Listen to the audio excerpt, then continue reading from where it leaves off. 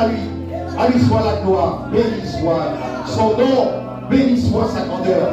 Gloire à Jésus. Gloire à Jésus. Alléluia. J'espère que vous avez passé une excellente semaine. Amen. Gloire à Dieu. À lui soit toute la gloire. À lui soit toute la gloire. Que son nom soit béni. Lui qui nous donne encore l'occasion, la grâce d'être là ce matin et de pouvoir l'adorer. Gloire à Jésus. Je voudrais que tu salues ton voisin de gauche, ton voisin de droite. Où tu te lèves, même tu te déplaces, tu dis bonjour à ton voisin. Et lui dit comment ça va? Comment est-ce que tu as passé la semaine? On ne s'est pas vu au début de la semaine. Mais comment tu vas? Allez, que tu prononces sur lui des paroles de bénédiction, des paroles de gratitude, des paroles de bénédiction. Prononce sur lui des paroles de bénédiction. Déplace-toi, dis-lui bonjour. Dis-lui comment tu vas? Je suis content d'être assis, de te voir ce matin et d'être assis à côté de toi. Ah, gloire à Jésus. Merveilleux Dieu, merveilleux Dieu. Puissant Dieu. Gloire à Jésus. Gloire à Jésus. Bénis-le, prononce des paroles de bénédiction sur les gars. Que notre Dieu soit béni. Alléluia. Il est grand, il est grand. La Bible dit que ma maison sera appelée une maison de paix, une maison de prière.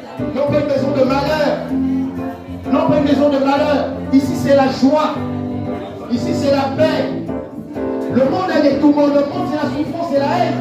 Et dans la maison de Dieu, c'est la paix, c'est la joie. À lui soit la gloire. Alléluia. Alléluia. Gloire à Jésus. Gloire à Jésus. Gloire à Jésus. Vous louange, merveilleux Dieu. Merveilleux Dieu. À lui soit la gloire. On va encore chanter ce qu'on va confesser ces paroles. Il est merveilleux ce Dieu, il est merveilleux. Il est grand, il est puissant. Nul n'est semblable à lui. Merveilleux Dieu. Il est merveilleux ce Dieu. Alléluia. Gloire à Jésus.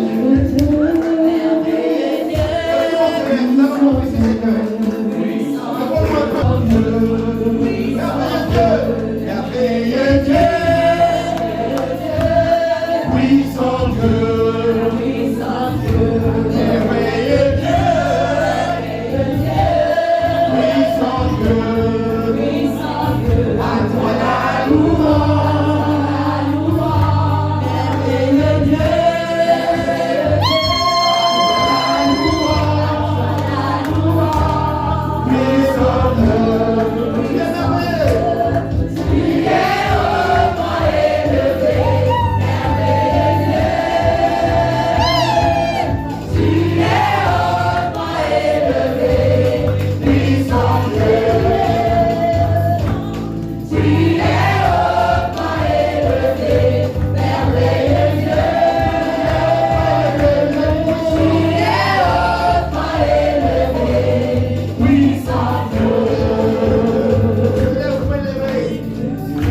Merveilleux Dieu.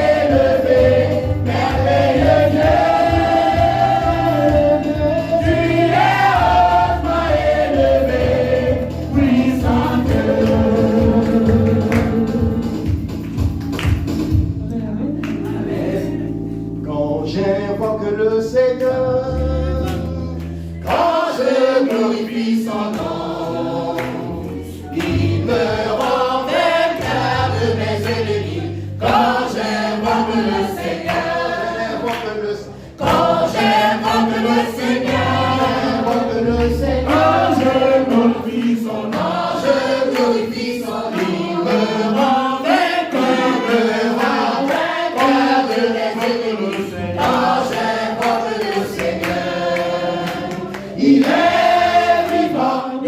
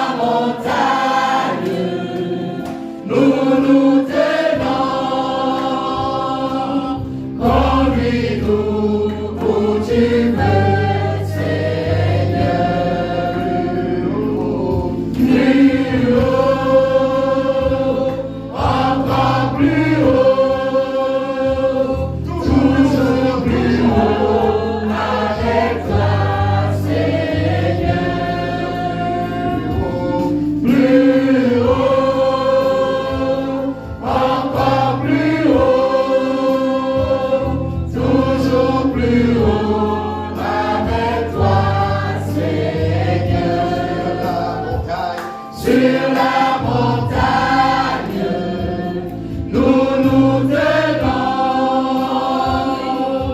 Conduis-nous où tu veux, Seigneur.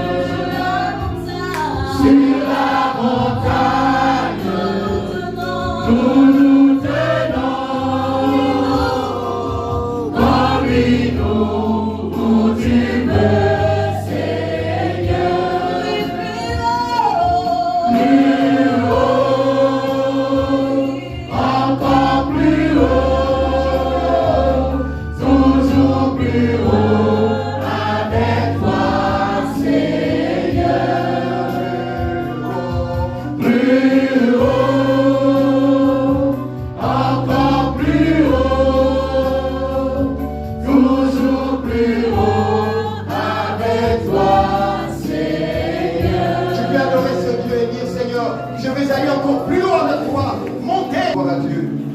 Pour acclamer, non, nous ne sommes pas là pour acclamer quelqu'un. On est là pour acclamer le roi des rois.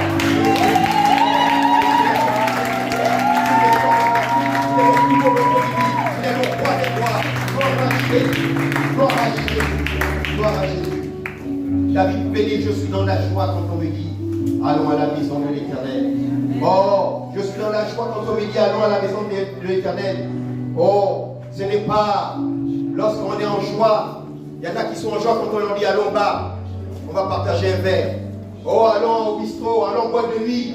Mais nous, nous trouvons notre joie, notre plaisir dans la maison de Dieu, dans la parole, dans les choses de Dieu. Il y en a qui sont en joie, mais depuis ce matin, je n'ai encore rien pris. Le gars qui tremble, il n'est pas tranquille. Il y a des gens qui sont accros, qui ont des addictions de ces choses. Quand il n'a pas bu, il n'est pas tranquille, il n'est pas en paix, il est malade, il est calme.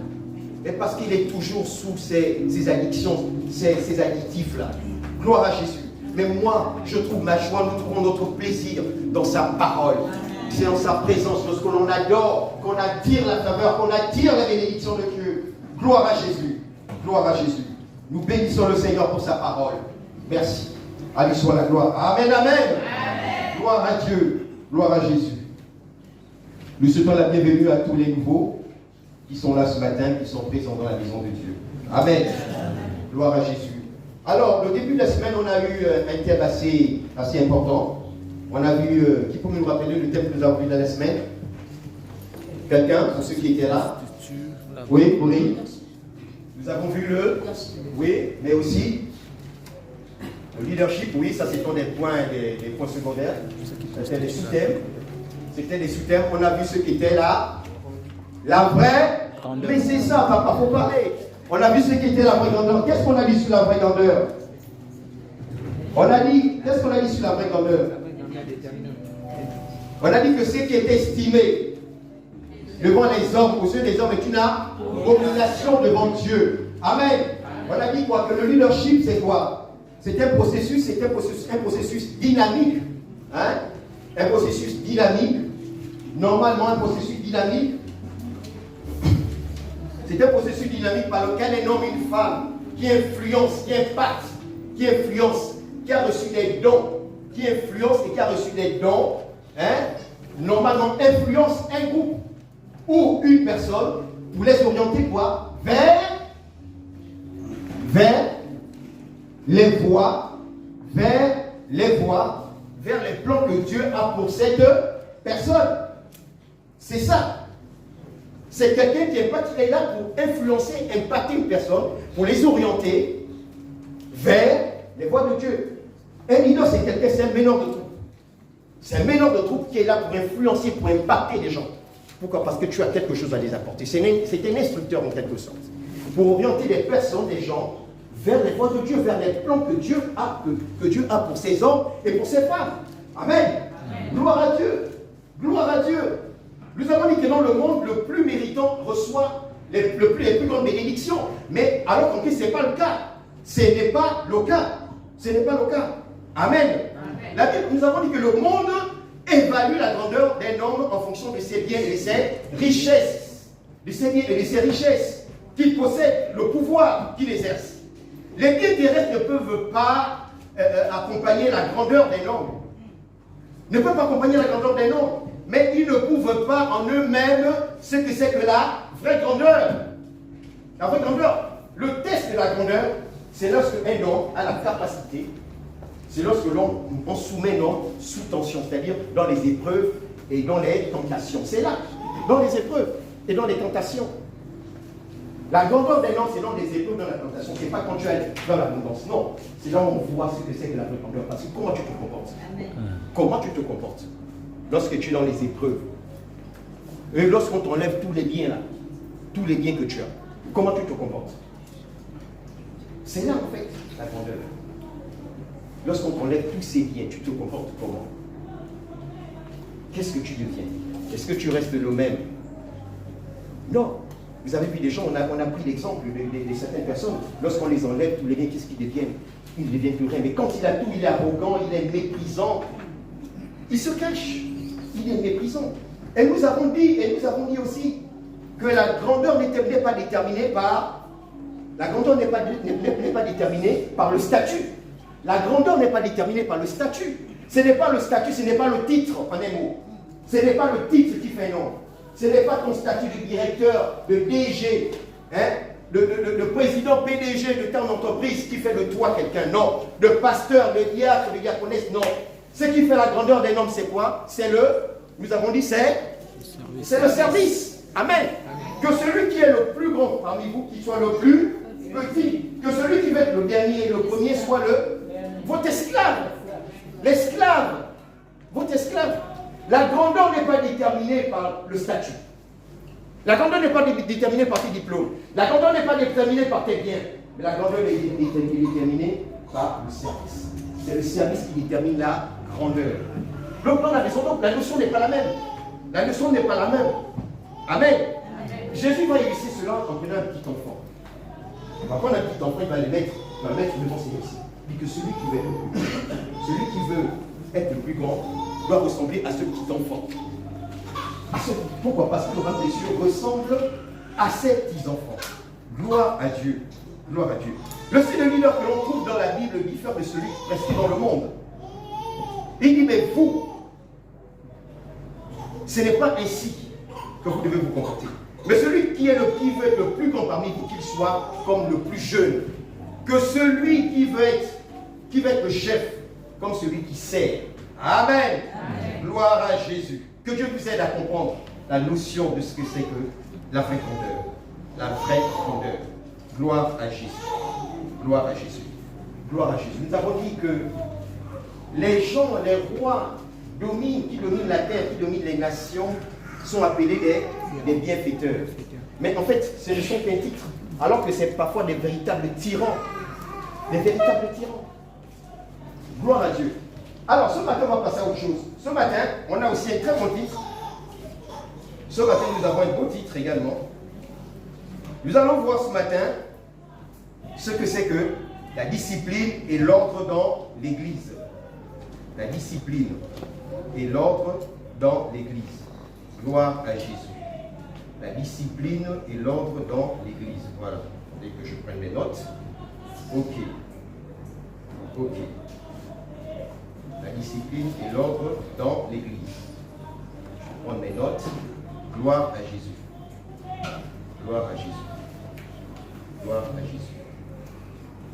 Gloire à Jésus. Gloire à Jésus. Ok. Alors, la discipline et l'ordre dans l'Église.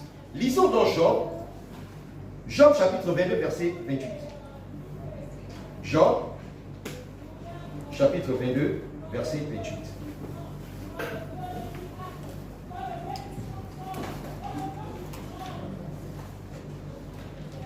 Alors, j'ai besoin d'un lecteur de séance.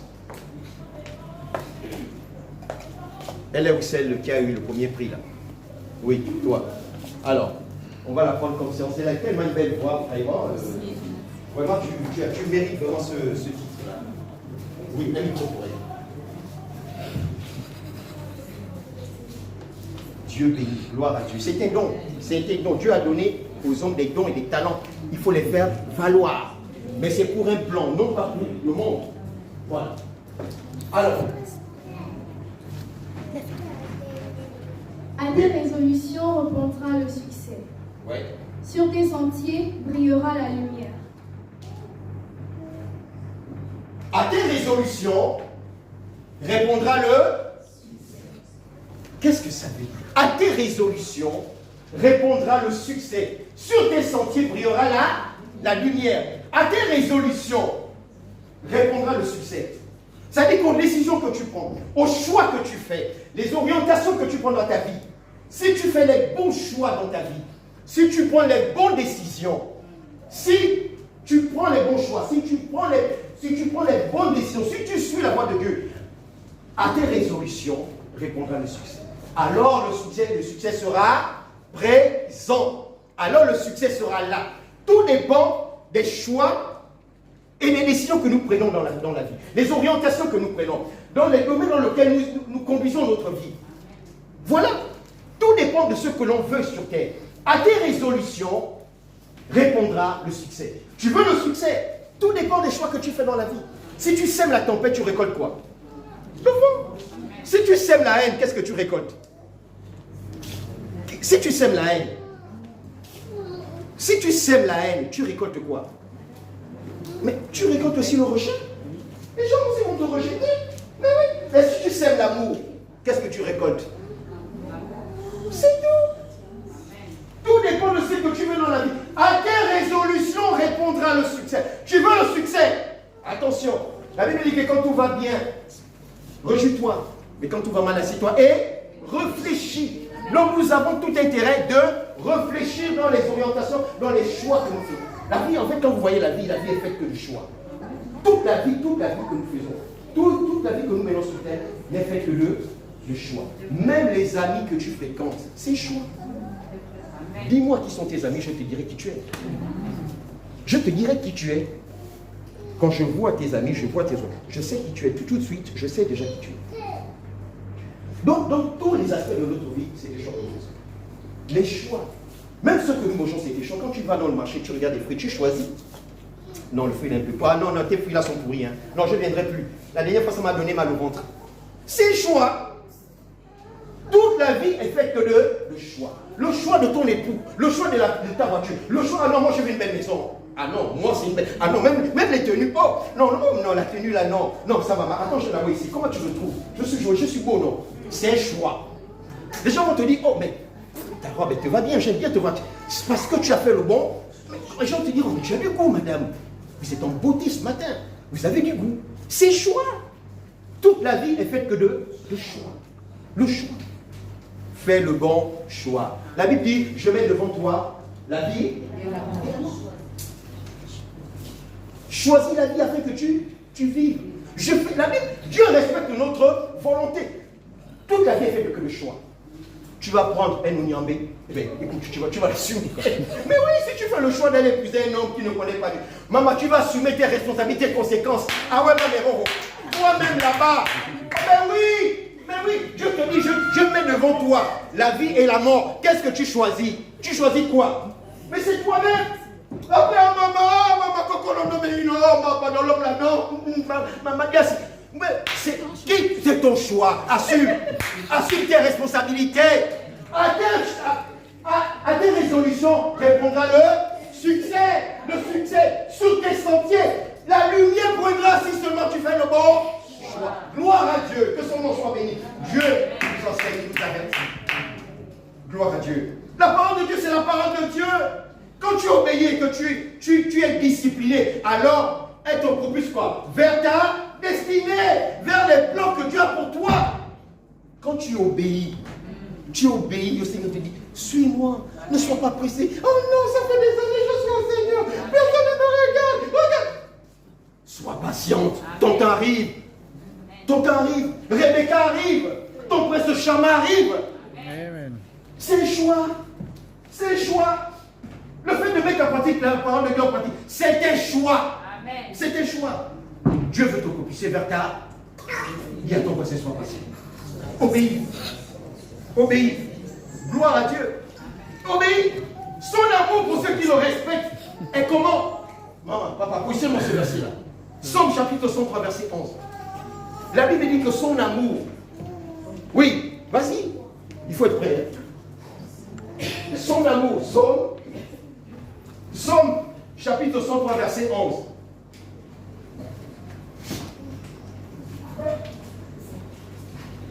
Psaume chapitre 103, verset 11. Vous avez un peu de retard, c'est pas bien grave, ça va aller. Psaume 103, Psaume 103, verset 11. Psaume 103, verset 11. Oui.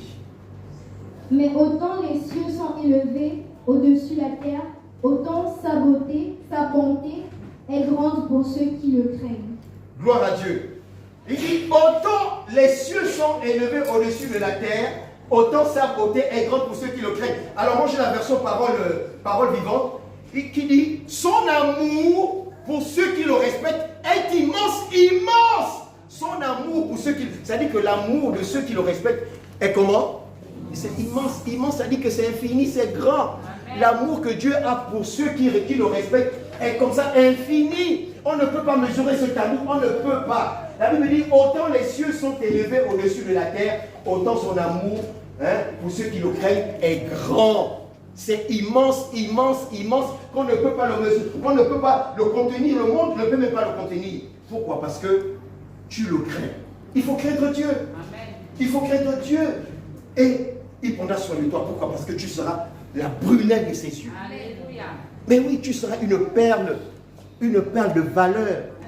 Le monde va te rejeter, mais lui il te recueille. Une perle de valeur. C'est l'objet de cantique. Une perle de valeur. Tu es une perle. Tu es une pépitre d'or devant Dieu. Tu n'es pas n'importe qui. Tu n'es pas n'importe quel. Le monde va te... Mais Dieu, tu as de la valeur aux yeux de Dieu. Donc ne te sous-estime pas. Gloire à Jésus. Gloire à Jésus. Osée chapitre 4, verset 6. Osée chapitre 4, verset 6. Osée chapitre 4, verset 6. Osée, le prophète Osée, chapitre 4, verset 6. Osée 4. Alors. Osée 4, verset 6. Mon peuple est détruit parce qu'il lui manque la connaissance. Puisque tu as rejeté la connaissance, je te rejetterai. Et tu seras dépouillé de mon sacerdoce. Vas-y, sacerdoce. Puisque tu as oublié la loi de ton Dieu, j'oublierai aussi tes enfants. Mon peuple est détruit parce qu'il lui manque la connaissance. Mais puisque tu as rejeté la connaissance, moi aussi, qu'est-ce que Dieu fait? Je te rejette, il te vomit. Pouah! Il te vomit.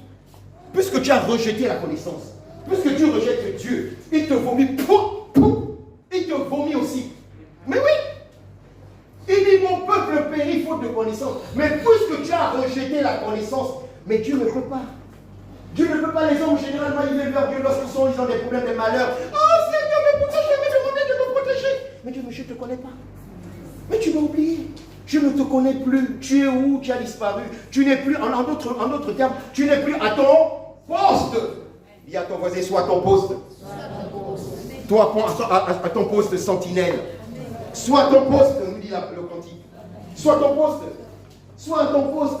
Mais puisque tu as rejeté la connaissance, qu'est-ce que Dieu fait? Il dit, je te rejette. Tu seras dépouillé. Donc, il te dépouille de tes galons. Je te dépouille de ce que je t'ai donné. Tu ne seras plus rien. Tu ne seras plus rien. Puisque tu as oublié les lois de ton Dieu, j'oublierai aussi tes enfants. Ça, Dieu, dans ce texte, parlait au peuple d'Israël. Puisque tu as oublié les lois de ton Dieu, je t'oublierai. Dieu, lorsque Dieu a fait sortir le peuple d'Israël d'Égypte, il a voulu que le peuple d'Israël écoute sa parole. Qu'il soit Dieu au milieu. En fait, c'était une véritable théocratie. C'est-à-dire où il n'y avait qu'un seul roi, c'était Dieu. C'est Dieu qui dirigeait, qui dictait, qui donnait les lois. Donc c'était une théocratie. Une théocratie. Mais Israël a dit non, laisse-nous tranquille, on n'a pas besoin de toi. Mais qu'est-ce que Dieu leur dit? Il dit, mais puisque vous m'avez abandonné, vous avez abandonné mes lois, vous n'obéissez plus à mes instructions, mais qu'est-ce que je fais? Je vous rejette, j'oublierai également tes enfants. J'oublierai tes enfants. Mais lorsque Dieu se retire de toi, mais qui peut encore s'occuper? Qui peut encore intercéder? Qui peut encore prendre soin de toi? Personne. Le Dieu créateur du ciel et de la terre. Quand il y a un désir, je te vomis, je te tourne mon dos. Mais tu es maudite. Tu es maudite. Tu es maudit. Tu es maudit. Gloire à Dieu. Au travers de ma vie, ton influence, ton rayonnement, ta souveraineté, ta domination dans mon époque doit rayonner au travers de moi. C'est ce que Dieu te dit. Au travers de ma vie, ton influence, ton rayonnement, ta souveraineté, ta domination. La domination de Dieu doit rayonner au travers de moi. La domination de Dieu, mais pourquoi? Mais parce que c'est pourquoi même quand il y a l'œuvre de Dieu dans ta vie, tu ne peux pas le voir. Pourquoi? Parce que tu l'as abandonné. Même quand il agit, tu ne peux pas le voir. Parce que tu l'as abandonné. Tu l'as abandonné, pourquoi? Et c'est pourquoi tu n'as plus ses faveurs. Tu n'as plus ses faveurs.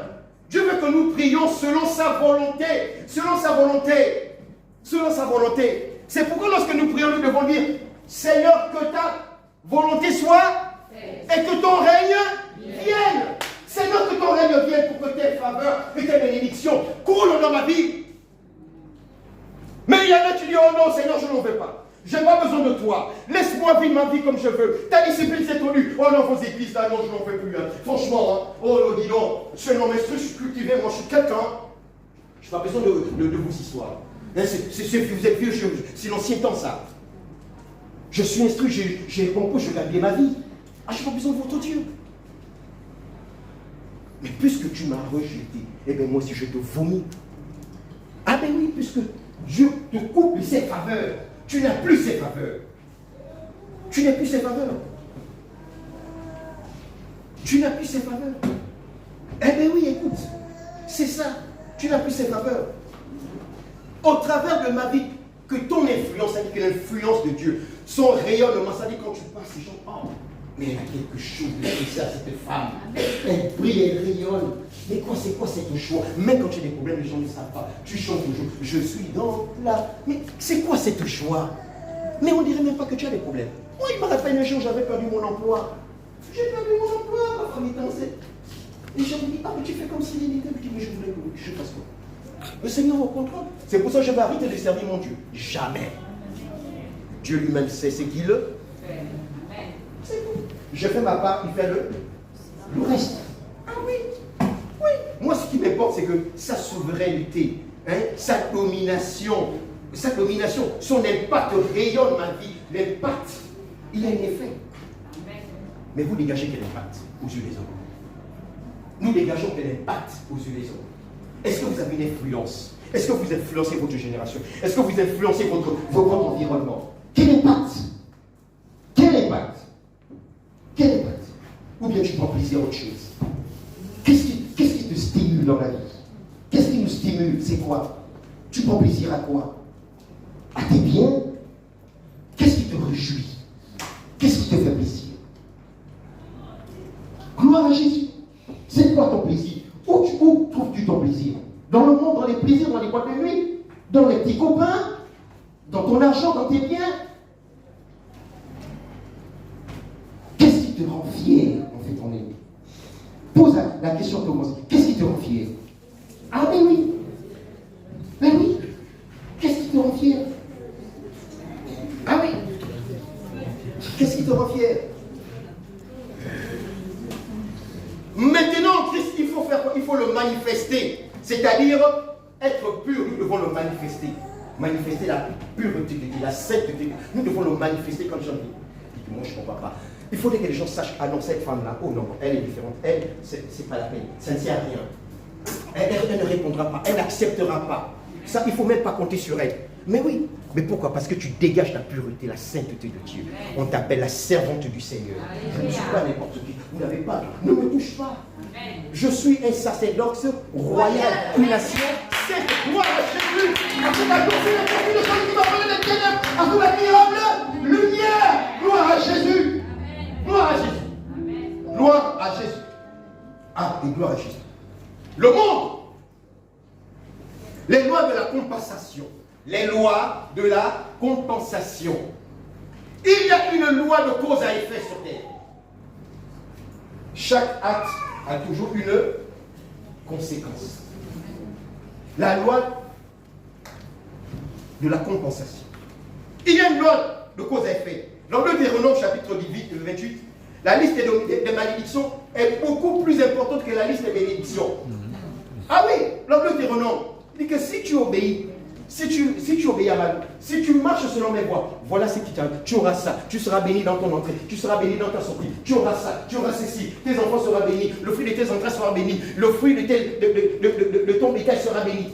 Mais si tu n'obéis pas, si tu désobéis à ma loi, tu seras maudit à ton entrée, tu seras maudit à ton arrivée, tes enfants seront maudits, tes pieds seront maudits, tout ce que tu feras sera maudit, toi-même tu seras maudit. La liste est plus longue. La liste est plus longue.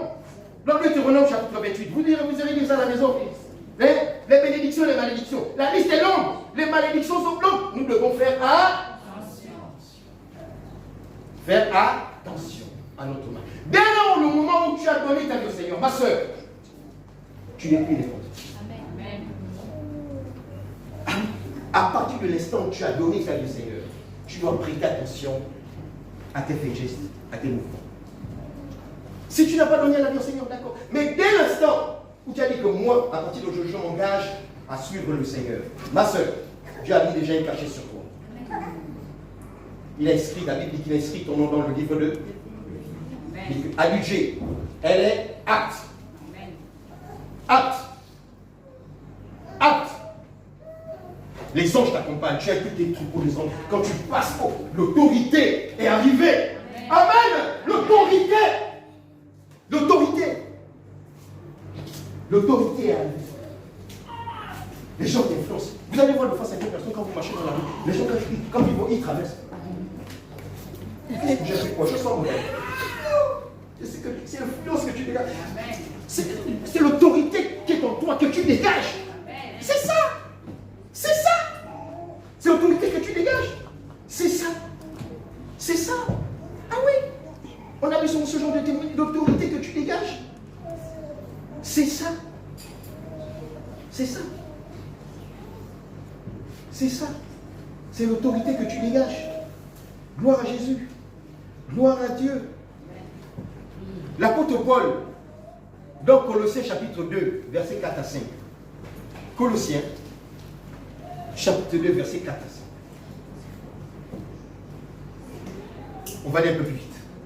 Car si je suis absent de corps, je suis avec vous en esprit, voyant le bon ordre qui règne au milieu de vous et la fermeté de votre foi. 4, 5. Commençons plus haut. 4, 5.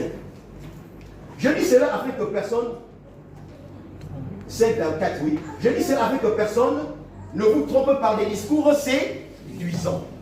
Afin que, on continue, afin que personne ne vous séduise par des discours séduisants. Car si je suis absent de corps, je suis avec vous en voyant le bon ordre qui règne au milieu de vous. Et la fermeté de quoi? De votre foi. L'apôtre Paul voulait que ses enfants soient ordonnés, affermis dans l'œuvre de Dieu. Pourquoi? Parce que dans ce temps, il y avait des faux prophètes qui enseignaient des hérésies. Des hérésies. Et lui, son souhait, c'était que ses enfants soient affermis et vivent dans l'ordre. Paul se réjouit. Donc Paul, qu'est-ce qu'il fait? Il se réjouit du bon ordre qui régnait parmi eux, de la fermeté de leur foi en Christ. Amen. Amen. Et c'est ce que tu fais. La fermeté, ça dit que tu fais violence à toi-même. La fermeté dans ta marche, dans la discipline de l'œuvre de Dieu. La fermeté. Est-ce que tu es ferme dans tes résolutions, dans ta marche avec le Seigneur, ou bien tu es influençable? Il y en a qui se laissent facilement influencer. Ils disent, oh mais écoute, est-ce que Dieu a dit vraiment que tu ne devais pas prendre des verres? Écoute, alors prends des verres, s'il te plaît. Mais écoute, elle est là. Tu peux la draguer, dis un mot. Est-ce que c'est interdit? Est-ce que ta Bible interdit cela? Mais amuse-toi, tu es jeune. Tu as de l'avenir. Profite de la vie, dis non. Et laisse-moi ton Dieu là, mais c'est quoi? Hein? Profite de la vie, tu es jeune. Est-ce que tu es ferme dans tes résolutions? Es-tu ferme? Ou bien c'est juste une simple distraction de venir les dimanches à l'église? C'est une simple distraction pour toi? Il y a des gens qui n'ont pas de caractère. Tu es chrétien? Oui, on va voir. On va voir. Ils vont te faire des tests. Ah ben oui, écoute. Donc sois ferme dans tes résolutions. Voyons le bon ordre et la fermeté de quoi? De votre foi. La fermeté de votre foi. Il faut être ferme dans tes foi, ferme dans tes résolutions. Il faut être en un mot déterminé dans tes choix, dans les décisions que tu prends. Gloire à Jésus. Gloire à Jésus. 1 Corinthiens chapitre 14, verset 5. Voilà le verset sur lequel nous allons vous appesantir. Dieu n'est pas un Dieu de désordre. Dieu n'est pas un Dieu de désordre, mais un Dieu de paix. Notre Dieu n'est pas un Dieu de désordre, mais un Dieu de paix. Gloire à Jésus. 1 Corinthiens chapitre 14, verset 33. Alors, cette citation de Paul reflète le mieux la définition de l'ordre dans la Bible. Cette citation. Parce que dans ce chapitre, il va parler pendant longtemps de l'ordre dans l'Église. Parce qu'il y avait un désordre dans l'Église. Il y avait, je dirais, de l'inceste dans l'Église. Et Paul va écrire aux Corinthiens en disant de mettre de l'ordre. De mettre de l'ordre. De mettre de l'ordre. Alors, il va dire ceci. Cette citation, alors, l'ordre et la paix. Dieu n'est pas un Dieu de désordre, mais de paix. Dieu n'est pas un Dieu de désordre, mais de paix. Si Dieu le dit à l'Église, il le dit également à toi. Notre Dieu n'est pas un Dieu de désordre, mais un Dieu de paix. Que la paix, ce que je désire pour toi, c'est que tu prospères comme prospère l'état de ton âme. Que la paix soit avec toi. Il dit quand lorsque on vous recevra dans les maisons, dites que la paix de Dieu soit avec vous. La paix, ce que je désire, c'est la paix, que tu sois en paix. Mais oui, notre Dieu n'est pas un Dieu de désordre, mais un Dieu de paix. La paix de Dieu qui surpasse toute intelligence. Rentre dans vos cœurs. Gloire à Dieu. Gloire à Dieu. Gloire à Dieu. Gloire à Dieu. Mais que tout le fasse avec bienséance et avec ordre. Mais que tout se fasse avec bienséance et avec ordre. Mais, voilà. Que tout se fasse avec bienséance et avec ordre. Verset 40. Donc, toujours dans le même chapitre 14. Hein? Mais que tout se fasse avec bienséance et avec ordre. La bienséance, c'est quoi? C'est quoi la bienséance? La bienséance. À l'origine, la terre était, la Bible dit qu'à l'origine, la terre quoi? La terre était, dans Genèse chapitre 1er, verset 2. Dans Genèse chapitre 1er, Genèse chapitre 1er, verset 2, la Bible dit quoi? Que la terre était, en d'autres termes, la terre était comment? Il n'y avait pas de forme, il y avait quoi? Quand il n'y a pas de forme, c'est quoi? C'est le désordre, c'est le chaos. La terre était informe, ça dit que elle ne ressemblait à rien. Elle n'avait aucune forme. Elle était laide. Elle n'était pas beau à voir. La terre était informe. Quelque chose qui n'a pas de forme, c'est quoi? C'est informe. Ça n'a aucun sens. Comment quelque chose n'a pas de forme? Lorsque le potier prend sa poterie, qu'est-ce qu'il fait? Il prend, il modèle la chose pour lui donner une forme régulière, une forme normale. Voilà. Donc, en un mot, c'était le chaos. C'était le chaos. La terre était informe. Et comment? Et vide. Il n'y avait rien. Il n'y avait rien. La Bible dit que et Dieu en fit une création ordonnée. Dieu en fit une création ordonnée. La Bible dit il eut un ciel, il eut une terre. Il eut le jour, il eut la nuit. Eh oui. Donc il en fit quoi? Une terre ordonnée. Il en fit une terre ordonnée. Ordonnée. Une création ordonnée. Regardez le matin, il est jour. Le matin, dès que vous vous levez. Chaque matin, lorsque vous levez, vous allez entendre les oiseaux sont toujours à l'heure. Décision. Le chant des oiseaux. Oh, c'est beau la création. Le jour se lève. Chaque matin, c'est comme ça. La Bible dit que tant qu'il y aura le ciel et la terre, les choses seront toujours égales, toujours pareilles sur terre. Toujours pareil. Toujours pareil. La création, donc Dieu a ordonné les choses. Dieu a ordonné les choses. Genèse chapitre 1er, verset 35. Le respect des ordonnances divines maintient l'ordre dans la création. Le respect des ordonnances divines maintient l'ordre dans la création. Le respect. Le respect des ordonnances divines maintient l'ordre dans la création. La façon dont Dieu a créé les choses. Vous voyez? Le respect des ordonnances divines maintient l'ordre dans la création sur terre. La façon dont Dieu a créé les choses. Gloire à Dieu. Mettez l'ordre dans la création. Genèse chapitre 8, verset 22. Ses œuvres sont faites avec sagesse. Dieu est un artiste. Dieu est un artiste. Regardez comment il nous a créés. La Bible dit qu'il a fait de l'homme de peu inférieur à lui. De peu. Regardez. Nous sommes une créature aussi, mais veilleuse. Et mon âme le reconnaît. Je reconnais que. Sauf si tu te sous-estimes, mais moi, je sais que je suis merveilleux. Je suis merveilleux. Ah oui. Regardez ma soeur comme elle est. Ah oui. C'est pourquoi prends soin de ta vie, prends soin de toi. Mets tes beaux vêtements le dimanche, il faut que quand tu viens, tu honores, que tu sois élégant. Mais oui, pourquoi? Parce que tu es une créature aussi merveilleuse. Tu es une belle créature. Tu n'es pas un animal. La Bible dit que l'homme est tout à fait différent aux autres animaux, à tout le reste que Dieu a créé. Il a dit, je t'ai mis dans le jardin, pourquoi? Pour le dominer et pour le garder, pour le cultiver. Donc Dieu t'a donné la responsabilité de la terre. De la terre. Tu as la responsabilité de la création, de tout ce que Dieu a créé sur terre. Il a donné à qui? À l'homme. Mais qu'est-ce que l'homme en fait? Aujourd'hui, nous avons des problèmes sur le plan écologique. Regardez aujourd'hui comment l'homme est en train de détruire la couche d'ozone par des gaz à effet de serre. Regardez, aujourd'hui on parle de COP 21, de COP de ceci, de COP de cela, de COP. Mais on ne sait plus quoi faire, il ne sait plus quoi faire. À cause de quoi? À cause de la course de l'industrialisation du monde. On cherche les richesses. On cherche à être le premier dans le monde. C'est ça la nature humaine. La grandeur, être la première puissance du monde. Regardez ce que le monde, les hommes ont fait de la nature aujourd'hui. Ils ne savent plus quoi faire. Les grands de ce monde se retrouvent dans des coptes, je ne sais pas jusqu'à quand, à combien de coptes ils vont organiser. Mais ils ne trouveront pas de solution. Le monde est gloire à Jésus.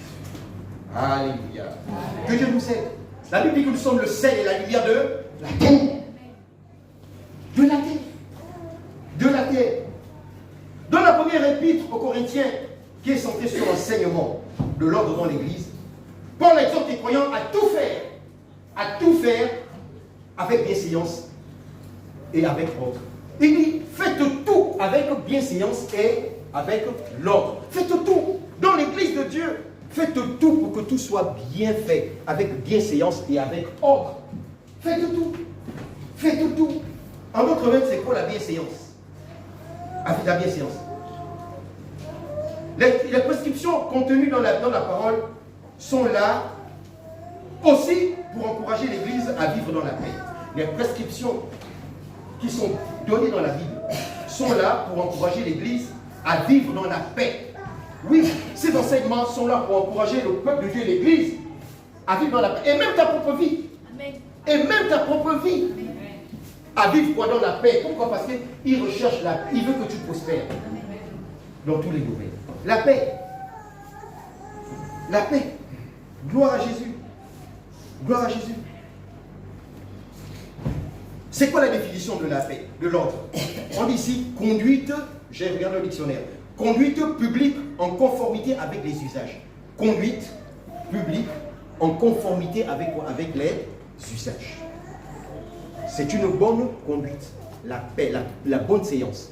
La bonne séance, c'est une conduite publique en conformité avec les usages du monde et de l'Église.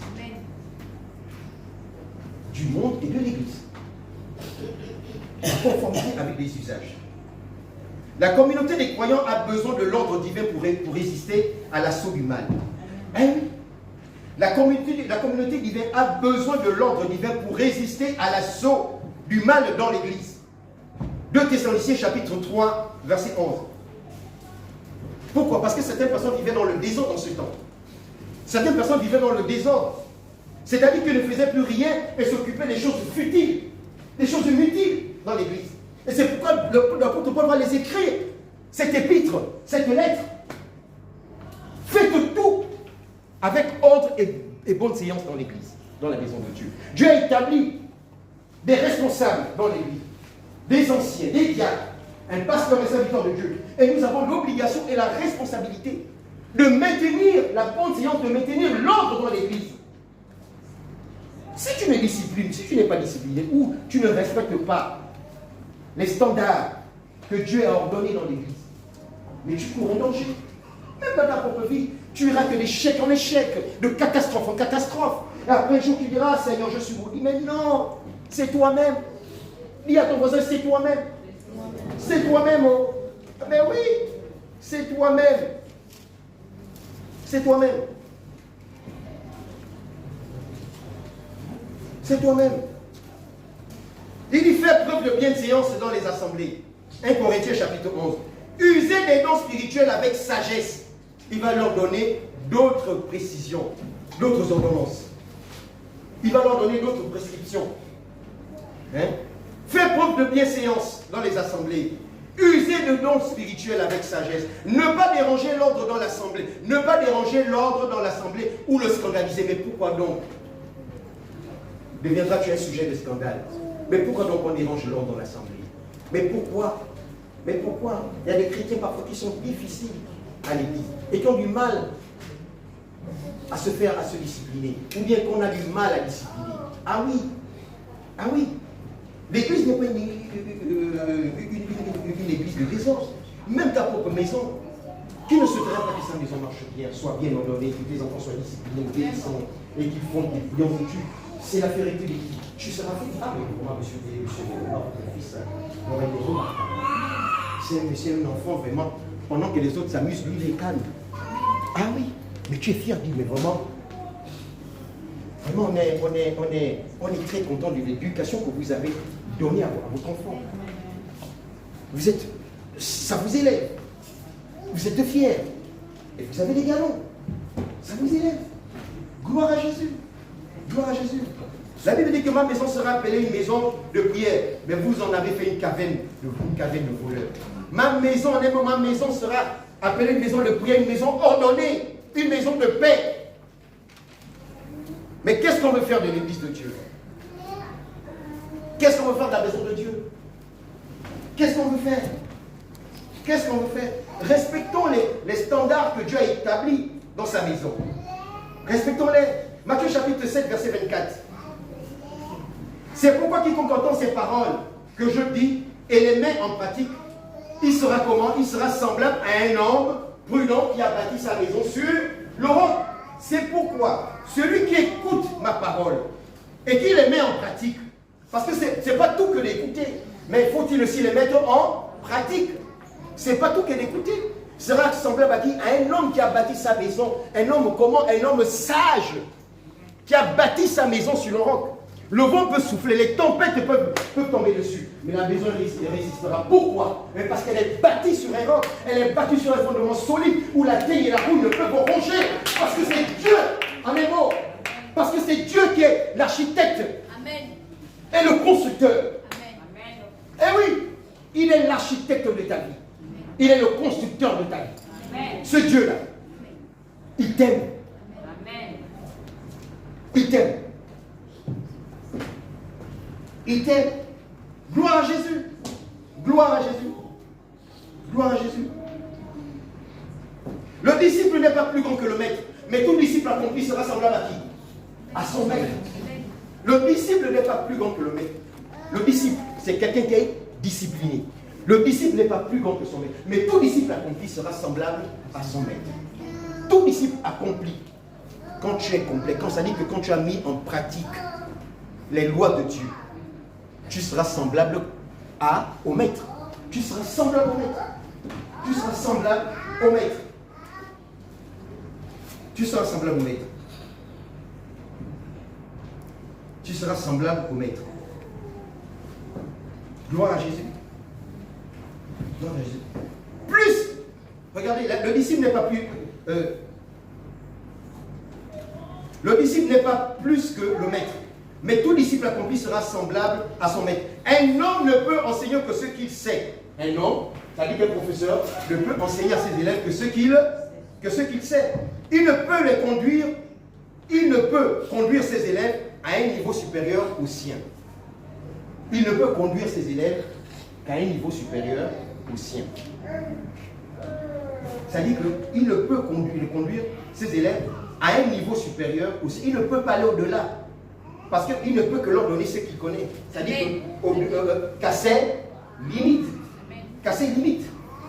Donc, plus il les instruit, plus ils leur ressembleront. Monsieur le professeur, nous avons des enseignants ici. Donc, plus il les instruit, plus ils le ressembleront. Mais le niveau qu'il a lui-même atteint dans sa croissance constitue la limite supérieure à laquelle il peut emmener ses disciples. Donc, le niveau qu'il a atteint, les limites, donc jusqu'au niveau de ses études, ce n'est qu'à ce niveau qu'il peut amener ses disciples. Ah oui? Ah oui? Ah oui? Ah oui? L'étudiant est un disciple accompli. L'étudiant est un disciple accompli lorsqu'il est devenu semblable à son maître. L'étudiant est un disciple accompli lorsqu'il est devenu semblable à son maître. Nous devons être semblables à notre maître. Notre maître, c'est Jésus. Les lacunes dans l'enseignement ou dans la vie des maîtres se répercutent dans la vie de ses élèves. Oui. Vous allez entendre des gens de fois dire, hein, qui? Moi, mon père avait deux femmes. Pourquoi tu ne veux pas que j'aie deux femmes? Parce que c'était son maître, c'était son mentor. Papa, qu'est-ce que tu... Oh, mon papa aussi faisait comme ça. Regardez même les petits enfants. Oh, je vois devant ma petite fille là. Comment elle voit tout le temps pousser les gars? Alors, dès qu'elle tombe sur une brosse aussi, elle veut faire les choses comme les grands. L'enfant toujours dira, tu ne peux pas, je vais dire à mon père. Mais pourquoi? Parce qu'il prend son père comme un héros. Son père est tout pour lui. Il s'identifie sa parole toujours à ses parents, aux gens qui l'entourent, à son entourage. Mais oui. Maman a l'habitude de mettre le rouge à lèvres. Yes. Le jour, elle va tomber dessus. Mais qui a pris mes affaires? Hein? Mais vous les filles là. Parce que tu fais. Elle t'a vu faire. Elle t'a vu faire. Donc ne t'étonne pas. Mais moi je suis fatigué. Mais elle t'a vu faire. Elle t'a vu. Elle fait ce que tu fais. Elle reproduit, elle calque ce que tu sais qu'elle voit, c'est ce que tu lui montres. Mais oui. Donc tout disciple accompli sera semblable. Tes enfants seront comme toi. Si tu aimes les ambiances, les enfants aussi aiment. Si tu aimes boire la boisson, ils aussi vont boire. Ma mère buvait, ma mère prenait de l'alcool.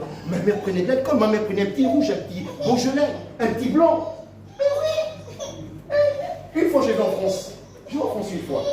La première fois que je vais en France, ma mère m'a dit, on va en ville. Ce jour-là, on était en plein au printemps. Donc vous savez, ils sortent de l'hiver. Pendant 3 mois le fois. Donc quand ils voient le soleil, ils sortent. Ils veulent sortir. C'était un samedi en plus. On dit allons en ville. On va en ville dans une rue piétonne et tout. Et bien au retour de là, on s'arrête dans un bar. Parce que sa vie c'était les bars. On s'arrête dans un bar. Et puis ses amis me demandent, monsieur, qu'est-ce que vous prenez? Ils sont tous là. Ils étaient suspendus, ils me regardaient. Je dis non, je prends les jus d'orange. Ah, on a failli dire quelque chose. Pourquoi? Parce que ma mère, elle prenait des alcools. Donc ils s'attendaient à ce que moi aussi je prenne l'alcool. Pourquoi? Parce que ma mère boit. Vous voyez? Donc, je ne suis pas obligé de faire comme elle. Soyez différents. Soyez différents. Soyez différents. Mais oui. Pourquoi? Parce qu'ils pensent que comme ma mère boit, moi aussi je bois. Comme je sais moi, c'est ma mère. Oui. Donc, l'enfant, les gens pensent que les enfants ont ça dit que vous êtes obligés à faire. Non. Mais ne vous étonnez pas lorsque vos enfants font comme vous. Mais oui, ils ne voient que vous dans la maison. Vous vivez avec eux de longueur journée, pendant des... Ils ne font que calquer. Maintenant, sauf quand ils partent dehors, quand ils vont à l'école. Parce que le monde aussi, l'extérieur aussi influence. Il y a une influence dans la vie de nos enfants. Gloire à Jésus. L'étudiant est disciple. Un tout disciple accompli sera semblable à son maître. L'autre informateur ne peut que donner les limites de ce qu'il a reçu, de ce qu'il connaît. Mais qu'est-ce que vous donnez, vous inculquez à vos enfants? Les bonnes ou les mauvaises? Où est-ce que vous les orientez? Vers les voies de Dieu, vers la parole de Dieu, ou bien vers le monde? Ou bien de les habiller? Parce que la dernière fois, je voyais, il y avait un homme de Dieu, M. Verneau, Alors, un jour, il nous raconte cette histoire. Qu'un jour, ses enfants se lèvent, et bien, ils s'apprêtent là pour aller à l'école et s'habiller et tout. Alors, ils voient une de ses filles vraiment habillée de façon un peu provocante. Et puis, il dit, maman, mais tu n'es pas bien habillée, tu vas te changer. Voilà l'enfant qui répond au père. Mais papa, les autres aussi font comme ça. Il dit, mais tu n'es pas comme les autres. Tu es différente. C'est pas parce que les autres s'habillent comme ça que tu vas t'habiller comme ça, maman. Change-toi. Habille-toi décemment. Ah oui, mais pourquoi on va s'identifier au monde? Mais pourquoi? Mais pourquoi? Pourquoi? On n'est pas seulement chrétien à l'église, ou bien chrétien le dimanche, des jours, et puis le reste de la semaine. On fait comme on veut. Non. Non. Non. L'appel du disciple est aujourd'hui est de suivre Jésus. L'appel du disciple est aujourd'hui est de suivre Jésus. À ses disciples. Jésus a donné des ministères ou des moyens de le servir. De le servir. Cependant, il ne faut pas confondre leur appel et leur ministère. C'est deux choses différentes. Leur appel était de suivre Jésus. L'appel des disciples, c'était de suivre Jésus. Leur ministère pour devenir pécheur. Et leur ministère, c'était quoi? C'était de devenir pécheur d'hommes. Voilà. Leur appel était de suivre Jésus. De faire comme Jésus. De le suivre. Là où il va à gauche, tu vas à gauche. Là où il va à droite, il va à droite. Et leur ministère, c'était de faire des pécheurs d'hommes. Donc, il y a deux choses. Le suivre et faire d'autres disciples. Faire d'autres disciples. Et faire des disciples. Celui que le Seigneur aime, qu'est-ce qu'il fait? Il le discipline. Si Dieu t'aime, il va te discipliner. Il va te fouetter. Ah oui, il va te discipliner, il va te fouetter. Tout fils qu'il agrée, il va te discipliner, il va te fouetter. Tout disciple qu'il agrée. Hébreux chapitre 12, verset 6.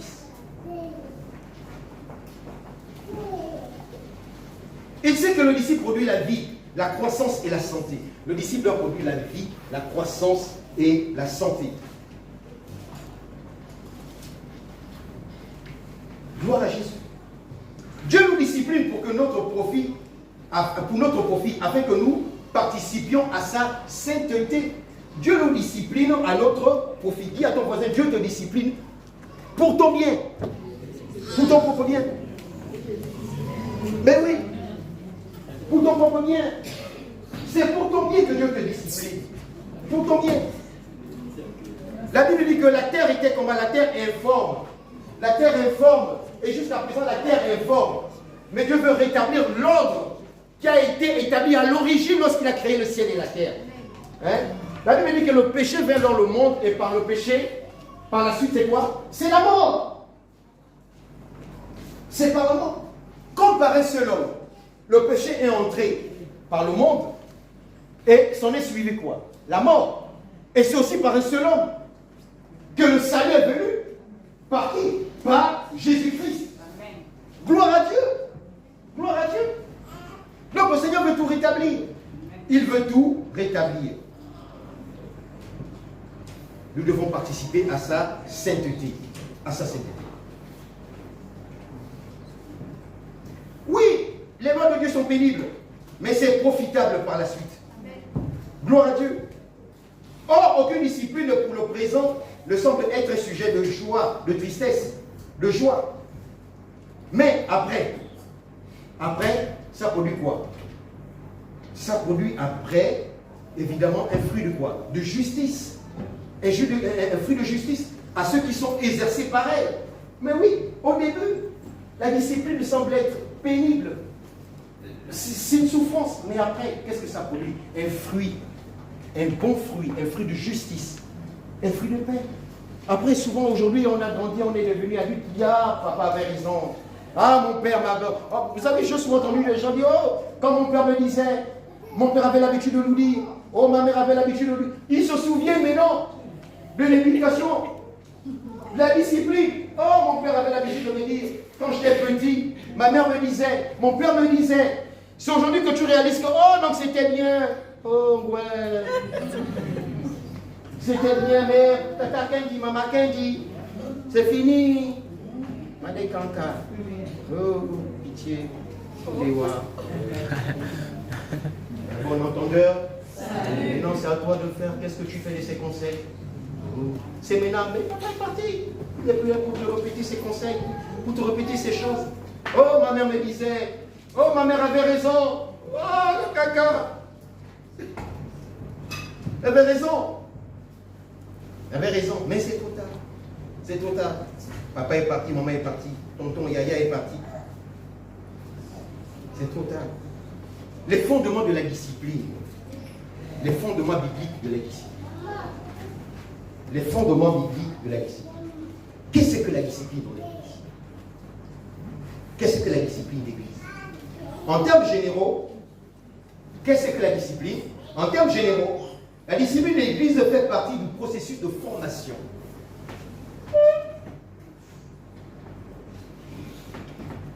La discipline dans l'Église fait partie du processus de formation du disciple. La discipline dans l'Église fait partie du processus de formation du disciple dans l'Église. Elle sert à quoi? À corriger un péché et à orienter un disciple vers une meilleure voie. Le processus, la discipline fait partie du processus de formation des chrétiens dans l'Église. Elle sert à former, à orienter un chrétien vers des meilleures voies, vers des voies meilleures. Vers des voies meilleures. Vers des voies meilleures. Devenir disciple consiste, entre autres, à se soumettre à la discipline. Devenir disciple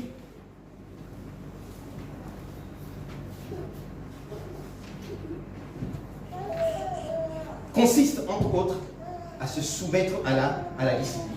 Un chrétien apprend la discipline grâce à l'instruction et à la correction. Un chrétien apprend la discipline grâce à l'instruction et à la correction. Mais oui, quand tu fais mal, on te fouette. Oui. Papa avait l'habitude de me fouetter. Après, des fois, on en veut à la personne qui t'a tapé. Quand tu me tapes, je te fais quoi? Tu as fait une bêtise. Oui. Tu as fait une bêtise. Il faut bien qu'il y ait des décisions qui soient prises, hein, qui correspondent évidemment à ta faute. Même dans le milieu professionnel, on appelle de fois photogramme, photo lourd. Mais oui, qui vaut parfois un licenciement. Ah oui, ou bien une mise à pied. Tout autre. Tout ce qui existe dans ce monde a été établi avec une discipline. Si tu violes, tu subis. Si tu as volé, la conséquence c'est quoi? C'est la prison. Hein? Tu vas à la maison correctionnelle, on va te corriger là. Corriger. Quand tu seras dit que oui, là j'ai compris. Ah non, là-bas, je ne veux plus repartir, c'est fini. Non. Non. Un chrétien apprend la discipline grâce à l'instruction et à la correction. Eh oui. Tout comme dans une classe de mathématiques, le professeur enseigne la leçon et après qu'est-ce qu'il fait? Il évalue pour voir si vous avez compris. Oui. Pour voir si vous avez compris. C'est pour voir si vous avez compris. Pour faire quoi? Pour corriger les erreurs. Les erreurs des élèves. C'est ça. Pour corriger les erreurs des élèves. Voilà pourquoi depuis les siècles, on se réfère à la foi, à la discipline formative et la discipline corrective. Il y a la discipline formative et la discipline corrective. Lorsqu'elle est formative, elle aide à éduquer le disciple au moyen de l'instruction. Lorsqu'elle est formative, elle aide à éduquer le disciple au moyen de l'instruction. La discipline, lorsqu'elle est formative, elle aide à éduquer le disciple au moyen de l'instruction. La formation, nous sommes en formation. Ma formation n'est pas finie. La Bible dit qu'il n'y a pas de perfection. Ah oui, mais pourquoi? Parce que je continue à mentir. Malgré le fait que je médite la parole de Dieu, non, je pêche. Nul n'est parfait sur terre. Je ne veux pas vous dire que je ne pêche pas, je pêche. Il m'arrive parfois de mentir. Qui n'a jamais menti dans ce monde? Et qui ne ment plus? Qui ne ment plus? Oh, c'était un petit mensonge, mais c'est quand même un mensonge. Oh non, j'étais obligé. Hein. Ah bon? Oh, j'étais obligé de mentir.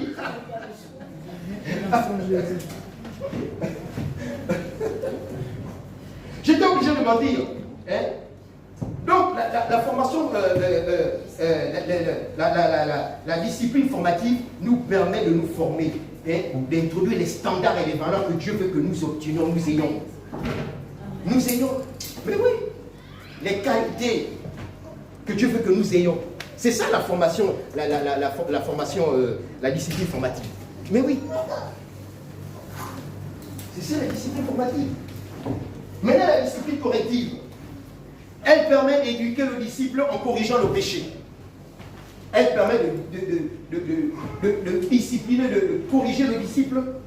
Elle permet d'éduquer le disciple en corrigeant le péché. Ah oui, tu as péché, on te met au banc. Ça dépend de la faute que tu as commise. Un peu, oh, ces églises, il n'y a pas d'amour, on ne m'aime pas. Oh bébé, on m'interdit de toucher le micro. Mais non, c'est pas comme ça. C'est pas comme ça. Oh, les anciens là vraiment sont durs. Oh, ils sont durs ces anciens là. Mais c'est pas comme ça. Il y a une discipline. Il y a une discipline. Il y a ton voisin, sois discipliné, ma soeur.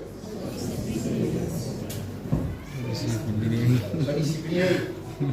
Sois discipliné.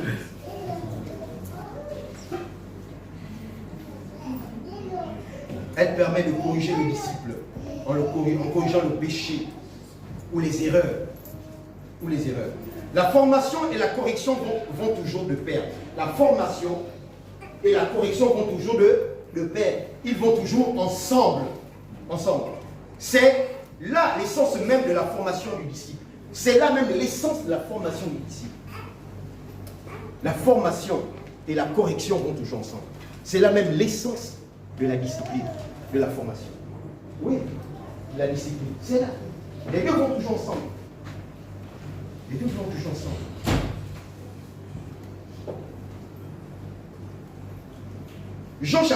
Jérémie chapitre 8, verset 4. Dis-leur ainsi par l'Éternel, est-ce que l'on tombe sans pourtant? Vous savez, même si tu as péché, même si tu as commis des erreurs, la Bible dit qu'un homme tombe-t-il sans pourtant se relever. Mais ce n'est pas parce que tu as péché que tu ne peux pas te relever. Oh, je ne viens plus, tu te caches déjà. Lorsque on a souvent vu des gens qui abandonnent leur assemblée. Mais ce n'est pas parce que tu as péché que tu vas abandonner l'église. Ce n'est pas parce que tu as fait une gaffe que tu vas abandonner l'église. Il y en a parfois quand ils ont péché, oh cache-moi, oh ils vont me voir, oh le frère ça va me voir. Non, viens ma soeur. Amen. Un homme tombe-t-il sans pourtant se relever. Hein? L'erreur ou la chute n'est pas là pour te condamner. Au contraire, qu'est-ce que ça fait? Tes erreurs te font quoi? Te font grandir. Les erreurs te font grandir. Les erreurs t'acquièrent quoi? Une expérience et ils te font grandir. Pourquoi? Parce que demain tu seras beaucoup plus avisé à ne plus retomber dans les mêmes travers. Gloire à Dieu. À ne plus retomber dans les mêmes. Tes échecs sont une force pour toi. Tes erreurs sont une force pour toi. Tes expériences sont une force pour toi. Ah oui. Et c'est ça la vie chrétienne. On tombe, on se relève. La Bible dit que seuls ceux qui persévéreront jusqu'au bout seront sauvés. Alors donc c'est la persévérance. Relève-toi et continue ta marche. Ne t'occupe pas de ce que les gens disent. Amen. Ne t'occupe pas de ça. Ne t'occupe pas de ça. Proverbe chapitre 24, verset 16. Proverbe chapitre 24, verset 16. La Bible dit que car 7 fois le juste tombe et 7 fois il se relève. 7 fois le juste tombe, 7 fois il se relève. Mais les méchants seront précipités dans le malheur. Le méchant c'est qui? C'est celui qui ne veut pas reconnaître. Celui qui s'obstine, qui s'entête, qui dit moi je n'ai pas péché, c'est pas mon problème. Ça ne te regarde pas. Qui ne veut pas reconnaître ses erreurs. Voilà ce qu'on appelle, voilà le méchant. Car 7 fois le juste tombe et il se relève. Mais quoi? Les méchants, qu'est-ce qu'ils vont? Seront quoi? Précipités dans le malheur. Dans le malheur. Relève-toi, ma soeur. Reprends la main, t'abandonne pas la vie spirituelle. Dieu a des plans pour toi. Amen. Dieu a des projets pour toi. Amen. Gloire à Dieu. Gloire à Dieu. Gloire à Dieu. Gloire à Jésus. Gloire à Dieu. Gloire à Dieu. Ne t'occupe pas de celui qui se moque de toi parce que tu es tombé. Ne t'occupe pas de lui. Qui sait s'il ne finira pas peut-être pas sa marche? Qui sait? Ne t'occupe pas, même si tu tombes 7 fois, relève-toi, ma soeur. Dépoussière la poussière qui sont sur tes vêtements et reprends ta marche. Il n'y a que toi-même qui connais la relation que tu entretiens avec Dieu. Il n'y a que toi-même qui connais le lien que tu tisses avec ton Dieu. Ne te dis pas, oh, il se moque de moi. Non, ma soeur. Je suis passé par des situations compliquées dans ma vie. Mais je suis là où je suis. C'est ça. C'est ça. C'est ça. La maturité. La maturité. Nous pouvons donc proposer la définition suivante sur la maturité. La maturité consiste à trouver de plus en plus son identité en Christ.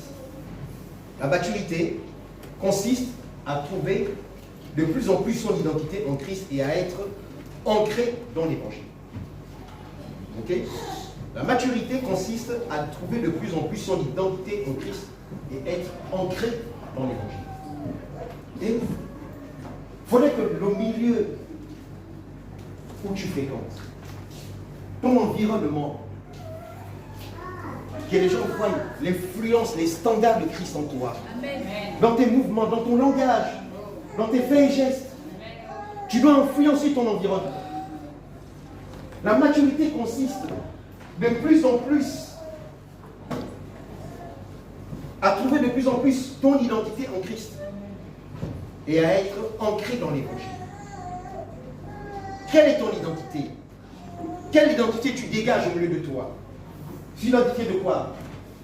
Hautain, d'orgueil? C'est quelle identité? Quelle personnalité on aime? Quel caractère? Le corps ne veut pas se soumettre, la chair ne veut pas se soumettre à la volonté de Dieu. La Bible dit qu'il en est même un incapable de se soumettre. La Bible dit que faites tout, qu'est-ce que l'apôtre Paul dit quoi? Il dit, il traite durement son corps afin de le soumettre. Il traite durement ton corps. Donc traite durement ta personne. Parce que le corps, la chair ne veut pas se soumettre à la volonté de Dieu. La chair veut faire ce qu'il veut. Le corps veut faire ce qu'il veut. Le cœur veut faire ce qu'il veut. Lorsque tu as envie de boire, tu dis, oh, laissez-moi aller boire, je vais boire mon vin. Il faut soumettre ta chair, soumettre ta volonté, soumettre tes envies. Il faut savoir les contrôler, les contrôler. Il faut les soumettre et ne pas faire ce que tu veux. Ne pas faire ce qui te passe par la tête.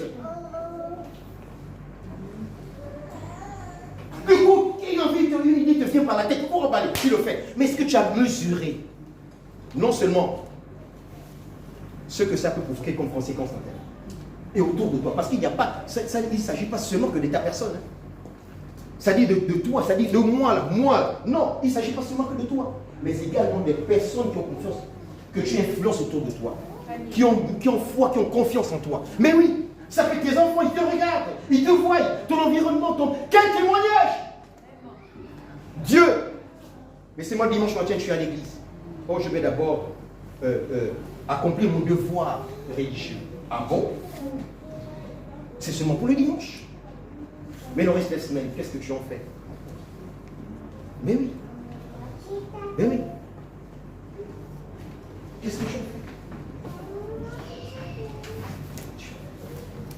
Ton identité.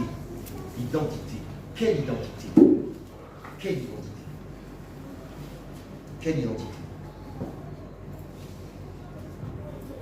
Notre conduite doit refléter Christ. Notre conduite doit refléter Christ. Et que notre vie adopte les priorités de l'Évangile. Notre vie doit adopter les priorités de l'Évangile. Les priorités de l'Évangile. Et ça, quelles que soient les circonstances. Notre vie, c'est-à-dire privilégier d'abord l'Évangile. Ça dit que je ne vis que pour ça. Je ne vis que pour ça. La vie chrétienne, je dis souvent aux gens que la vie chrétienne est une forme de vie. C'est une façon de vivre. C'est une façon de vivre qui est différente à la vie du monde. C'est une forme de vie, la vie chrétienne. Elle doit se vivre tous les jours. Ah oui. Quelqu'un va te dire, mais allons, faisons ça. Il dit, mais non, mes convictions chrétiennes ne me permettent pas de faire ça. Je suis désolé. Mes convictions chrétiennes ne me permettent pas de faire ce que vous êtes en train de faire. En un mot, ma consécration, pourquoi? Parce que je suis consacré à Dieu. La consécration, il faut assumer ses choix. Mes convictions chrétiennes ne me permettent pas, je suis désolé, ne me permettent pas de faire ça. Il faut bien que vous ayez cette force de caractère. Le Saint-Esprit vous aidera. Cette force de caractère de dire non. Non. C'est une discipline. C'est une discipline. C'est une discipline. La vie chrétienne, ce n'est pas seulement le dimanche. C'est une discipline. C'est une discipline.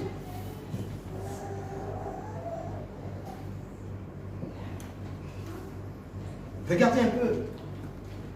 À travers l'Ancien Testament,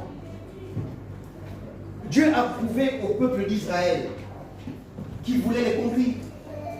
Il dit, écoutez, j'ai mis en loi mes lois et mes ordonnances, suivez-moi, écoutez-moi. Mais qu'est-ce que le peuple d'Israël a fait? Il dit, non, on veut aussi également ressembler aux nations du monde. On veut un roi, donne-nous un roi. On veut être comme les autres nations, dirigées par... Ils ont rejeté qui? Dieu.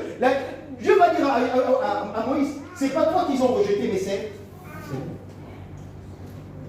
Et c'est ça la nature humaine, c'est ça l'homme. On dit à Dieu, on ne veut pas de toi, laisse-moi faire ce que je veux. Je ne veux pas de toi, Dieu, ne t'occupe pas de ma vie. On va vous dire, vous allez dire, est-ce que ça te regarde? Je fais le mal avec ce que je veux. Je sors avec qui je veux. Ça ne te regarde pas. Dieu m'aide, en d'autres termes, Dieu m'aide-toi le côté, je n'ai pas besoin de toi. Laisse-moi faire ce que je veux. Rouler par terre, voir mon fils, maman, faire, même s'il faut rouler par terre. Laisse-moi. Il y en a qui sont tellement attachés à leur confort. À leur confort, à leur vie.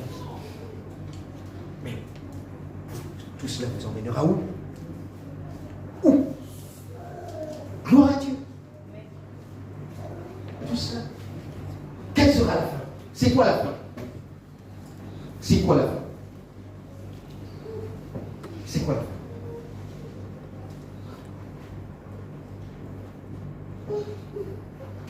Nous devons prendre soin de son nom et de son honneur devant les nations. Nous devons donc prendre soin du nom de Dieu dans les nations, dans nos familles. Partout où tu fouleras la plante de ton pied, il faut que tu confesses le nom de Dieu. Partout où tu fouleras la plante de ton pied, la Bible dit que je te le donne en possession. En possession. Mais pourquoi tu crains alors? Pourquoi tu crains? Pourquoi tu crains? Que peut me faire un homme? Que peut me faire tes biens? Que peut me faire les belles choses du monde?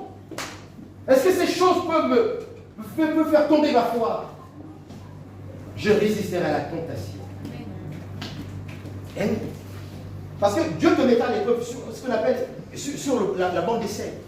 Sur une bande d'essai. Ah oui. Nous devons agrémenter nos comptes dans le ciel. Ah oui. Nous devons agrémenter nos comptes dans le ciel. Il y a un compte. Chacun de nous a un compte dans le ciel. Nous devons les agrémenter. Ah oui. Ajouter quelque chose. Chaque jour.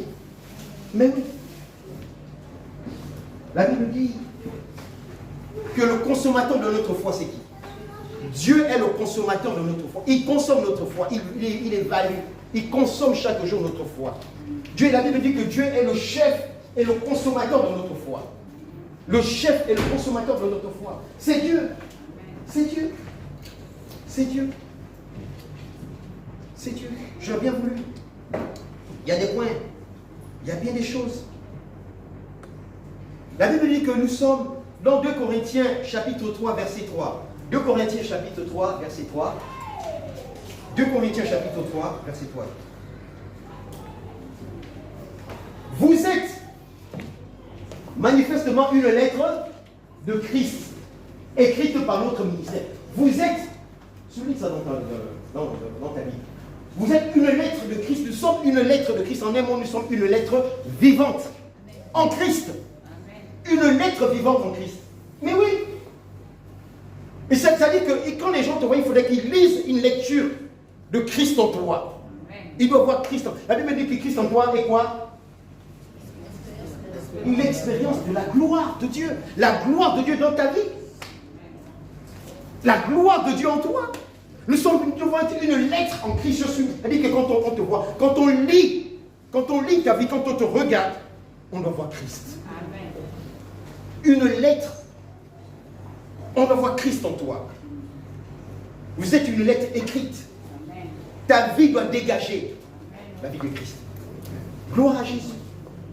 Gloire à Jésus. Gloire à Jésus. Une lettre de Christ.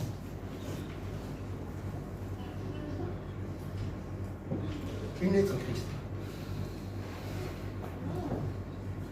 Une lettre de Christ. La maturité.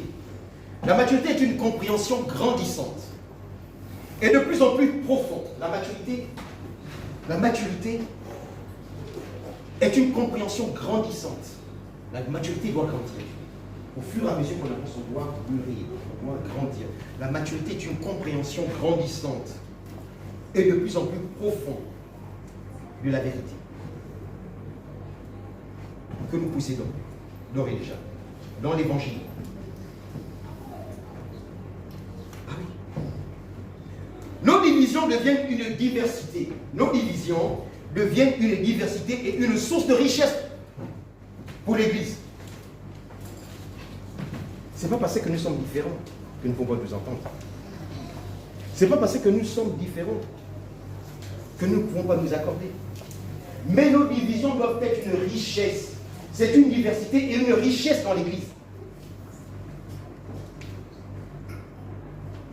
Dis à ton voisin, mon bonheur dépend de toi. Parce que pourquoi? Parce que nous sommes une famille. Les membres d'une famille ne se rejettent pas, ils se soutiennent, ils s'entraident. Lorsqu'il y a des problèmes dans la famille, qu'est-ce qu'on fait? On cotise, bon écoute, voilà, on a un décès dans la famille, il y a un mariage, on fait comment? Ceux qui ont l'autorité de la famille se retrouvent. Bon, voilà ce qu'on va faire, on va cotiser, chacun va donner tant. Bon, moi j'amène une assiette, moi j'amène telle chose. C'est ça une famille. Mais pourtant ils sont différents. Ils sont différents. Donc la diversité doit nous apporter la richesse, une expérience par rapport à l'autre. Dans nos entreprises, ce qu'on appelle, lorsqu'on fait souvent les réunions de sécurité, on dit souvent quoi? Il y a des retours d'expérience. Pourquoi? Pour ne pas retomber dans les mêmes travers que l'autre. Les retours d'expérience, pourtant, ce n'est pas la même chose. Mais oui. L'homme va te voir, tu demandes, oh, moi, c'est que j'ai vécu, voilà. Ah bon? Oh, non, il faut que dans ce cas, il faut que je fasse attention. Amen. C'est ça. C'est une source de richesse, la diversité, dans l'Église. La Bible dit qu'afin que nous soyons tous parvenus à l'unité de la foi et de la connaissance du Fils de Dieu, à l'unité de la foi et de la connaissance du Fils de Dieu, à l'état d'homme fait à la mesure de la stature parfaite de Christ, à la mesure de la stature, de la posture parfaite de Christ. Gloire à Dieu. Maintenant, je vais sauter pour toucher un peu certains points. Ça va jazzer là, ça va faire couler de l'eau. Voyons d'abord sur la parole de Dieu, la méditation continuelle de la parole de Dieu. C'est ça aussi une discipline. La vie chrétienne est une discipline. Nous devons ce que nous lisons, nous devenons ce que nous lisons et ce que nous entendons. Ce que tu lis, ce que tu entends, c'est ce que tu deviens. Ou bien ce que tu suis à la télé. Regardez un peu, les sociologues ont compris quelque chose. La première fois quand je suis allé en Europe, j'arrive dans un magasin et puis un étudiant nous interpelle. Il dit, mais monsieur, excusez-nous, est-ce que vous pouvez m'accorder quelques temps? Je lui dis oui, j'étais avec quelqu'un, celui qui me conduisait. Et il me dit, mais quoi est-ce que vous pensez de cette enseigne? Non, mais on voit que c'est un peu terre, il faudra peut-être la changer, l'agrandir un peu et tout. Il dit, oui, parce que je fais une étude, je suis étudiant, j'ai fait une thèse en publicité, je crois quelque chose comme ça. Et puis, donc, je suis en stage. Donc, il voulait recueillir nos avis. Vous voyez? Il voulait recueillir nos avis. Et généralement, même dans la télé, on va vous rabâcher les oreilles avec des publicités. Vous voyez, surtout à TF1, là, tout le temps, il faut passer les mêmes flux. C'est pourquoi? C'est pour vous inciter, vous pousser à acheter. Acheter. C'est pour vous pousser à acheter. Eh oui. C'est pour vous pousser à acheter. Donc, ce que tu entends et ce que tu lis a un impact, une influence dans ton subconscient. C'est psychologique. Et ils savent qu'à force de te matraquer ta conscience, en te montrant un produit, haché, produit tel, efficace, comme quand tu vas au supermarché, et tu vas le prendre, ah mais tiens, c'est ce que j'ai vu à la télé là, tu prends le produit parce que tu veux le tester, tu veux l'essayer. Mais c'est ça. Et ils t'ont gagné, ça y est, chapeau. Ils t'ont poussé à dépenser ton argent comme ça. Mais c'est ça. Qu'est-ce que tu entends qui t'empoisonne? Qu'est-ce que tu entends qui influence ta personne? Qu'est-ce que tu entends? La Bible dit que la parole de Dieu, il faut la méditer, médite-la. Le Seigneur pouvait parler à Jésus, médite-le jour et nuit. Jour et nuit. Qu'est-ce que tu écoutes? Qu'est-ce que tu écoutes? Qu'est-ce que tu écoutes? Que ce livre de la loi ne s'éloigne point de toi. Médite-le jour et nuit pour que tu agisses fidèlement selon ce qui est écrit. Josué chapitre 1er verset 8. Qu'est-ce que tu écoutes? Les gens n'ont pas le temps. J'ai pas le temps de lire la parole de Dieu. Je suis pressé le matin. Il faut courir. Prends un temps. Ma soeur, c'est une discipline. Mon frère, c'est une discipline. Prends le temps de t'organiser. Prends le temps. Et si tu as pris une résolution avec le Seigneur, de prendre 1 heure tous les 5 heures, de méditer la parole, là où tout est calme, là où il y a un silence, tu verras que la parole de Dieu pénétrera en toi. Il y aura une influence, c'est-à-dire que même toi-même, ça t'affectera. Pourquoi? Parce qu'avant de venir prêcher ce message, il faut que d'abord que ce message parle de moi.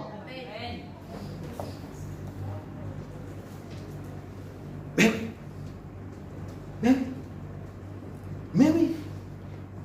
Mais tu n'as pas le temps, la Bible, là, on l'ouvre ici à l'église, quand tu parles, balance, tu es déjà sur autre chose. Amen. Eh oui.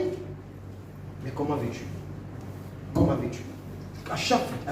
À force d'écouter, c'est un effet sur tes mouvements, sur ta vie. À force d'entendre, c'est une influence sur toi-même. Et autour. Reçois favorablement les paroles de ma bouche et les sentiments de mon cœur, ô Éternel, mon rocher et mon libérateur. Psaume chapitre 19, verset 15. Reçois favorablement les paroles de ma bouche et les sentiments de mon cœur, ô Éternel, mon rocher. Mon rocher. Reçois les sentiments de mon cœur. Ces sentiments naissent de quoi? Viennent de quoi? De l'influence, de l'écoute, de la méditation de la parole de Dieu. De la méditation de la parole de Dieu. Paul pouvait parler à son fils Timothée.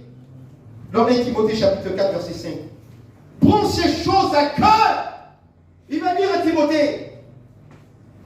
Positionnez ce verset s'il vous plaît. 1 Timothée chapitre 4. Chapitre 4, verset 15. Non, c'est pas ça. C'est pas ça. 1 Timothée chapitre 4, verset 15. Occupe-toi de ces choses. Donne-toi, comment? À moitié. Tout entier. Ça dit qu'entièrement, donne-toi à fond à ces choses. Afin que tes progrès soient comment? Soient évidents. Afin que tes progrès soient vrais, soient réels, soient visibles aux yeux des gens. Les progrès, que tes progrès soient évidents, que tes progrès soient visibles. Donne-toi à fond à ces choses. À fond. Afin que tes progrès soient évidents aux yeux de qui? De tous. Aux yeux de tous. Aux yeux de tous. Aux yeux de tous. afin que ces progrès soient évidents aux yeux de tous. La constance dans la prière, nous allons terminer par là. Je voudrais souhaiter aborder également ces vêtements. Il y a bien d'autres choses. La constance dans la prière. Éphésiens chapitre 18. Éphésiens chapitre 6, verset 18.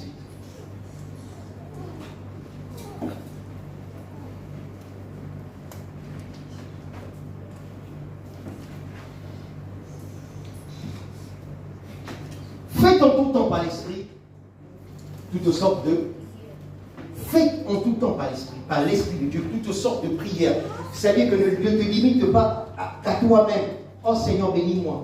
Oh Seigneur, moi. Seigneur, vois. Seigneur, j'ai besoin d'une voiture. Seigneur, j'ai besoin d'une nouvelle garde-robe. Seigneur, je voudrais voyager, je voudrais aller quelque part. Seigneur, non. Il est fait de toutes sortes. C'est-à-dire que intéresse-toi aussi aux gens qui sont autour de toi. Ne t'occupe pas seulement de ta personne.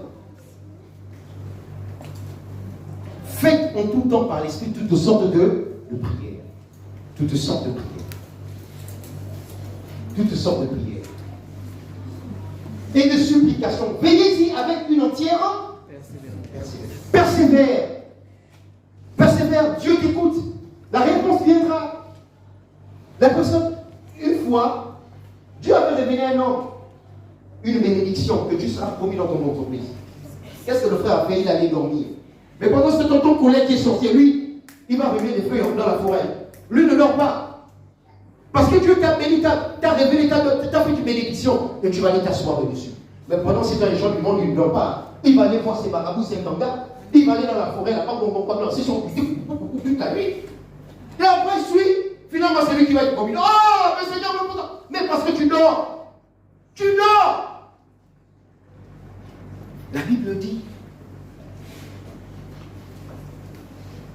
veillez-y avec une entière persévérance. Persévère. C'est pas parce que Dieu t'a fait des promesses que tu vas t'asseoir là-dessus. Non, ma soeur, non, mon frère. Tu dois persévérer, tu dois lutter dans notre table, lutter dans la prière. Tu dois chauffer, tu dois maintenir la chaudière. Il faut qu'elle chauffe. La prière doit chauffer en toi. Ta maison, quand l'autre sorcier arrive, il crie, ah, le feu. Qu'est-ce qui se passe? Parce que ta maison, tu la consacres au Seigneur. C'est une terre sainte. Tout ce qui est en toi est saint. Ta vie est sainte. Tes biens sont saints. Tes enfants sont saints. Tu as dévoué, comme on dit, ton sein pour le Seigneur. Tout ce qui est à toi est consacré. Ta vie est consacrée. Tes biens sont consacrés. Tu as fait le bon choix. Mais oui, persévère.